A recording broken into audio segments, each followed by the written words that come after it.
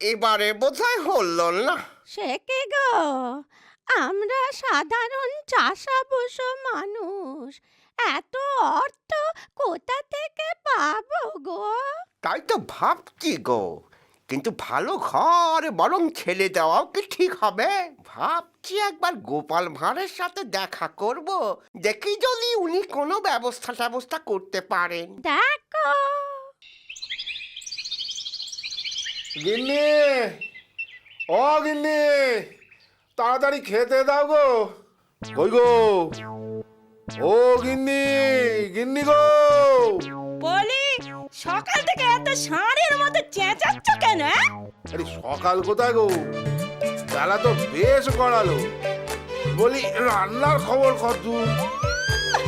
ঘরে যেন একেবারে জল চাপিয়ে এসেছে। দিচ্ছি নাও, খেলো।